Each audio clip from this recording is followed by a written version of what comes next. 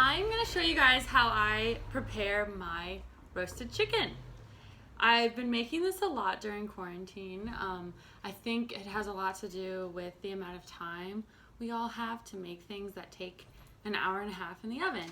I had never made this until quarantine, and now I can't get enough of it. You make it and you have so much chicken, and it's good for that night, good in other things. It's awesome. So I have one chicken here. I did rinse it off in the sink. Just if you're gonna rinse it very carefully under low running water so it doesn't splash. The reason people don't rinse chicken and they're scared to is because if it splashes, then you can contaminate your sink and spread salmonella. So just be careful. And then I wash out my sink afterwards. And I have all my ingredients here that are going to go in the chicken and on it. Lemon, garlic, cut in half. So just straight cut in half. Salt I have here. Pepper. I have twine soaking in water so it doesn't burn in my oven. I have some sprigs of fresh thyme and melted butter. Then I have my little butter spreader. So first thing I'm gonna do, and really the first thing you wanna do is just take a look at your chicken. The first time I did this, I didn't even know really which side was up. So the legs should be up because we're gonna tie them like this at the top. So your drumsticks should be able to be pulled up to the top and your wings should be pointing up. This is the top of your chicken. No judgment if you don't know that as well. I'm learning. So the first thing I wanna do is salt and pepper. And I'm gonna salt the inside of it as well. If you have, if your chicken has like the giblets or anything inside of there, just make sure you take them out. You obviously don't want to cook it with it in there. So I'm gonna stand it up and salt inside, a little bit of salt inside, and a little bit of pepper inside of the chicken. Then we're gonna salt all over the outside. And if you rinse it, even if you don't rinse it, just dry it off pretty well out of the packaging so your salt sticks and it's not like slippery with water. I like to have all my ingredients out like this in little cups and little jars because once you start touching the chicken, you don't want to touch anything else, and you don't want to be washing your hands like a million times. So it's sort of like get all your stuff ready, have it set out, and then start doing your seasoning and preparing and touching your chicken. Okay, salt and pepper on the inside and on the outside.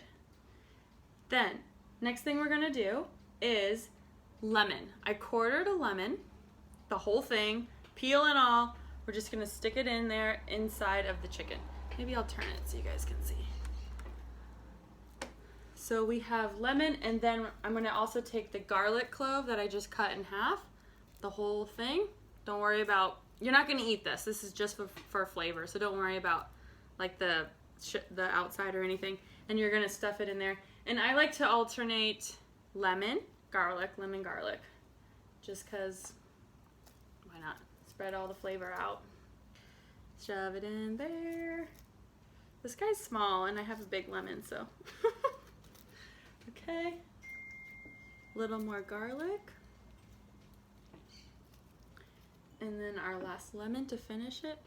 And then all of this just flavors like the juices, like it gets into the breast meat. It's so good. This is all just for flavor. And then the last thing you're gonna add is your fresh sprigs of thyme. This is like maybe 10 sprigs. You can do less if you want. But you're just gonna push that inside of it as well.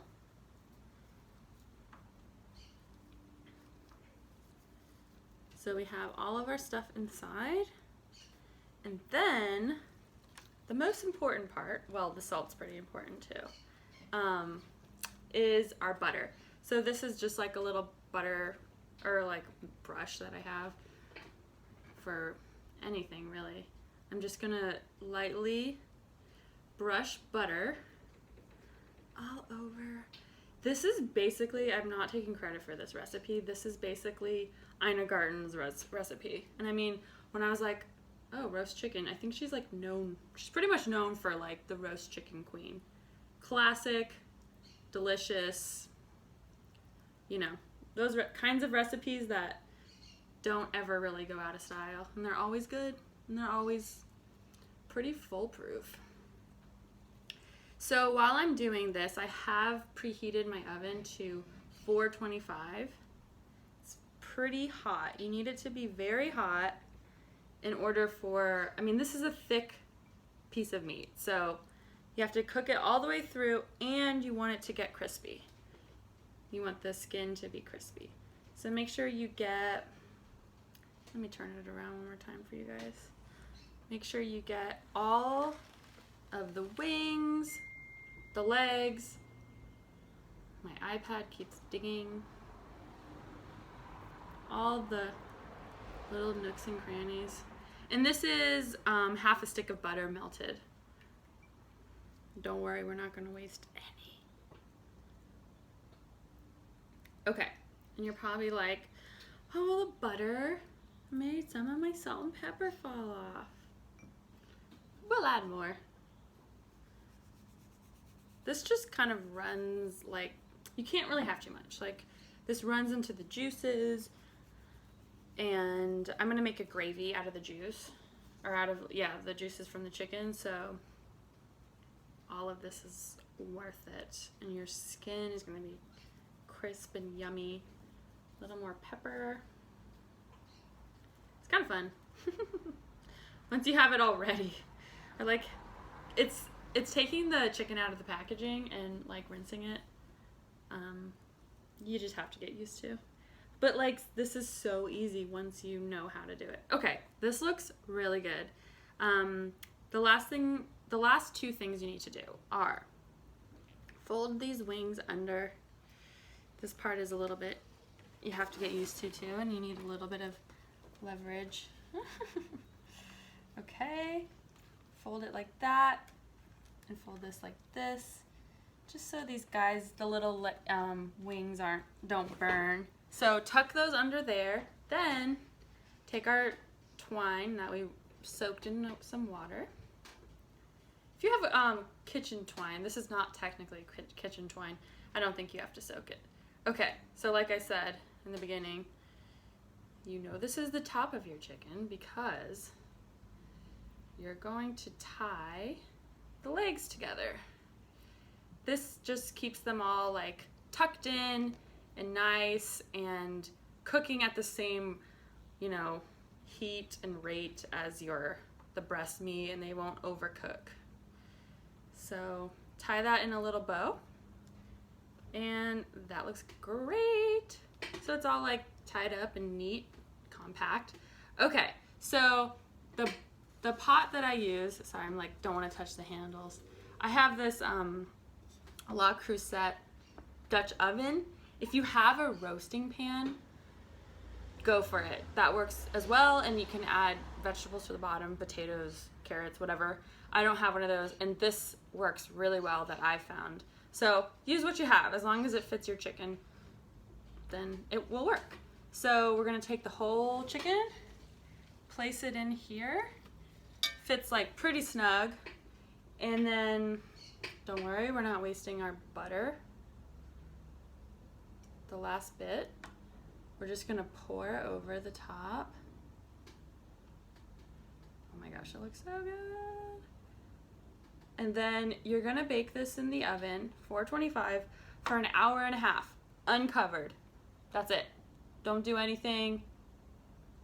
You don't have to check it. If you want, you can look at it, but trust me, an hour and a half and this thing is perfect. When you take it out, the way to really make sure that it's totally cooked, if you don't have a meat thermometer, is cut a little sliver right above the leg, and if the juice runs clear, then it's done. And I'll be making gravy, homemade mashed potatoes, and some sort of vegetable. I don't know yet. So that's it. Hope you guys try it.